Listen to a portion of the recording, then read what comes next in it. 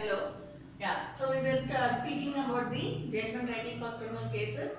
So what was the last that we ended with was, which is here with admitted and marked as exhibit P1. It's not PW1, P1. Okay. And then we go on to write the other exhibits which were marked. In its support, the prosecution has produced evidences which include the materials seized. That is the knife. That is the knife which is herewith admitted and marked as exhibit P1. Then we write about the mahazar. We have if there are any ropes, anything, whatever is the evidence produced. All the materials which they hold in the hand, if there is any document, that, and then the chain which was seized if it has been recovered, and then you have the watch which if it has been recovered. Then you will talk about the mahazar, the spot which is also marked as exhibit, because that shows the spot where what took place. The details of the offence are known only through the mahazar. So when you are seeing the mahazar, that will also be automatically be marked as an exhibit. So it goes on, exhibit P1, P2, P3, because it is prosecution evidence. Okay, and then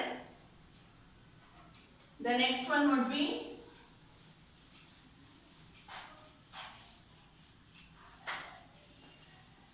after you write with all the evidences which has been produced by the prosecution, you say that the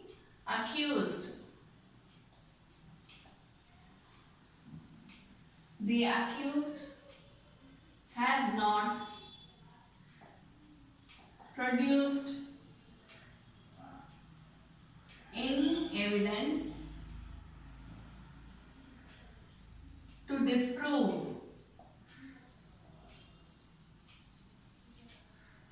the prosecution evidence.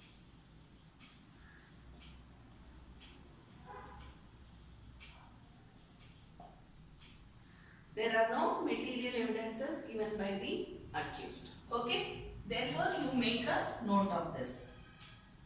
I also note, or I also observe, that the accused has not taken, here when you say accused, neither A1 nor A2, neither A1 nor A2 has taken the plea of alibi. What is alibi? When someone says, Your Honor, I was not in Bangalore at that time. If it was not Bangalore, between Pune and Belgaum is what we are seeing. So the accused will say, Your Honor, I am from Andhra Pradesh. How will I be there between Belgaum and Pune? I was in Andhra at that time. I was in Tamil Nadu at that particular time. I was in some remote part of Mangalore at that time. Anybody can say anything, right? So that is known as alibi. So here I also observe that neither A1 nor A2 has taken the plea of alibi. Uprising, next paragraph, okay?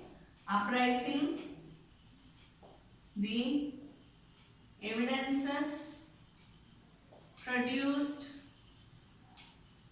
by the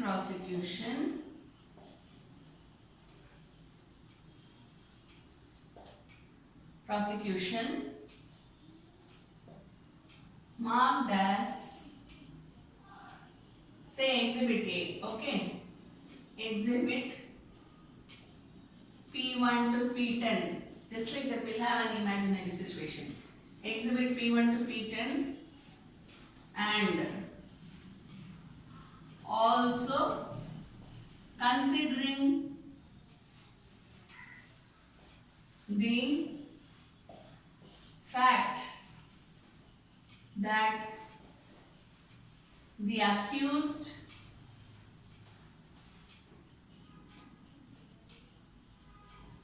that is A1 and A2. Please write it in full forms. Though I am writing here that is means IE, you have to write that is.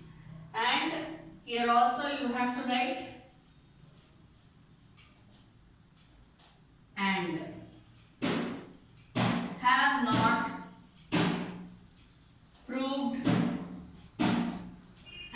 not disproved, have not disproved the contentions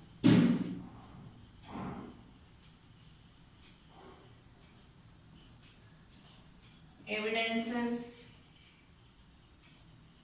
produced by the prosecution.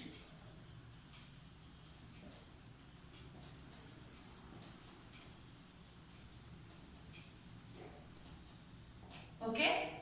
So when you are talking about this, then you have to say appraising the evidences produced by the prosecution marked as exhibit P1 to P10, and also considering the fact that the accused, that is A1 and A2, have not disproved the contentions evidence produced by the prosecution. It is hereby noted. Let me just give you the conclusion. It is hereby opined by me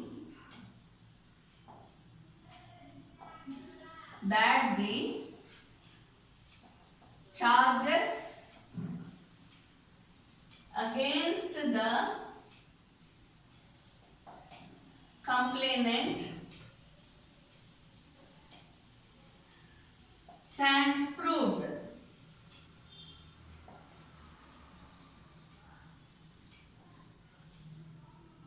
Stands proved. Okay? And then we go to the concluding part. Hence, the following judgment.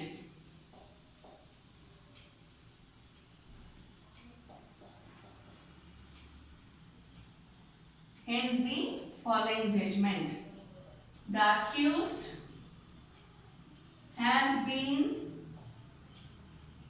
proved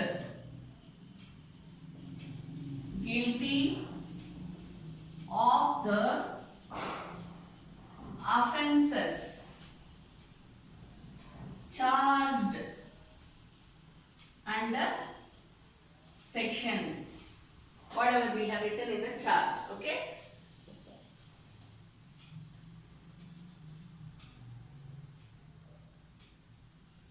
And hence is sentenced to so many years. Okay? Now here again, sometimes the judgment will be pronounced on one day and then the sentence will be on any other day. We have seen in the cases of Salman Khan, Sanjay Dutt, all the sentencing of imprisonment will be on another date, or it may be on the same date. Okay? So depending upon that, you have to change your have been proved guilty, have been held guilty, whatever it is, and then this. Now, A1 is sentenced to so many years of imprisonment.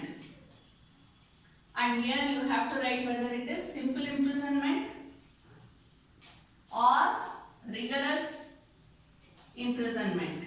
Am I right? That is also very important. Whether it is simple imprisonment or rigorous imprisonment, that has to be written down. Okay? And what is A2 is sentenced to again so many years of simple or rigorous imprisonment. And whether if any fine has been imposed, then A1 is herewith directed to pay a fine of rupees, if at all.